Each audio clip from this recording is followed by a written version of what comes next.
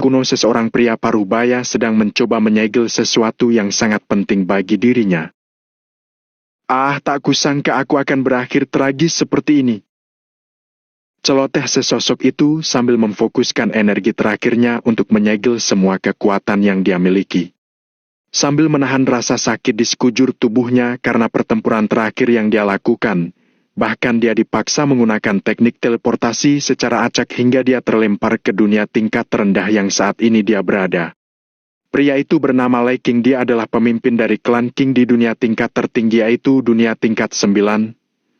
Bahkan dia dijuluki sebagai legendaris karena kekuatan tempurnya adalah yang terkuat dan mengerikan dari semua master kuat yang ada di dunia itu. Setelah beberapa saat segel itu pun selesai, setelah melakukan penyegelan tubuh Lei King pun jatuh terbaring tak berdaya di tanah.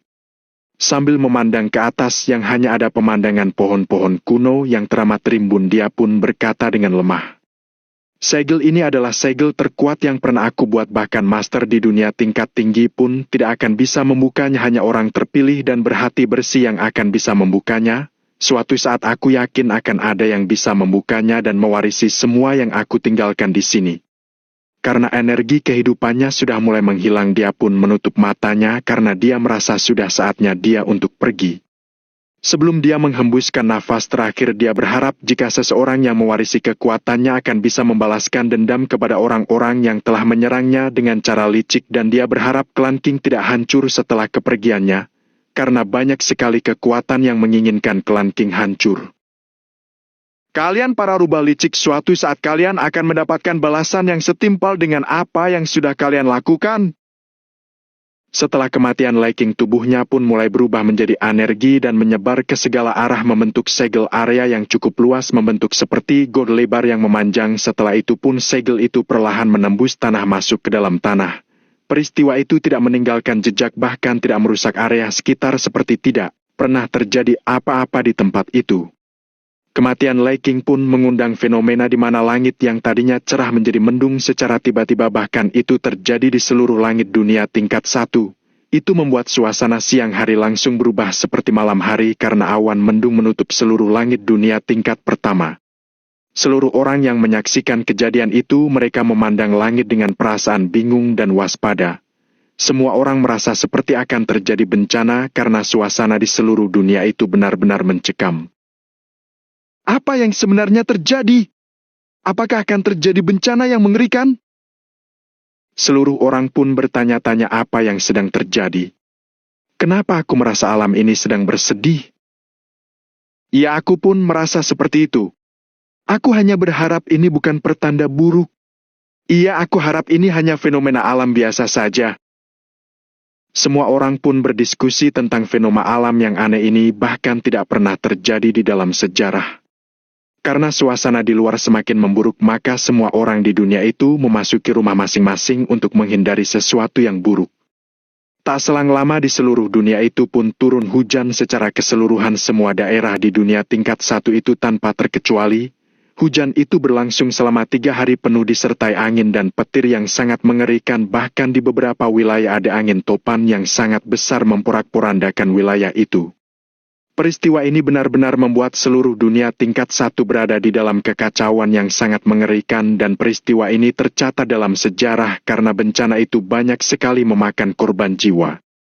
Tentu saja yang menjadi korban adalah orang-orang biasa yang tidak memiliki ranah kultivasi karena mereka tidak bisa melindungi diri mereka sendiri. Setelah kejadian itu, semua master di keluarga tingkat 1 berkumpul untuk menyelidiki apa yang sebenarnya terjadi.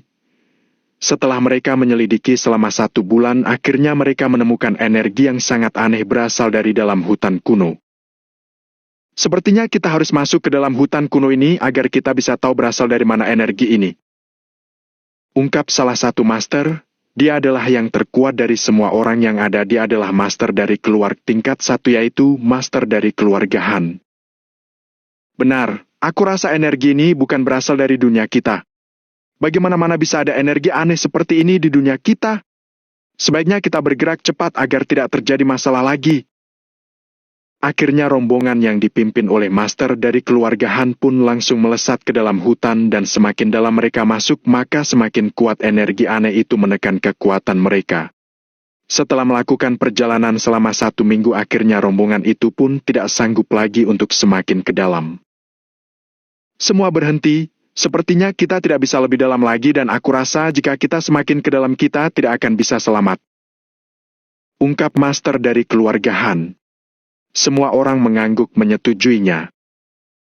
Energi ini benar-benar begitu mengerikan. Sebenarnya dari mana energi ini berasal? Bahkan aku yakin pusat dari energi ini masih sangat jauh dari tempat kita sekarang.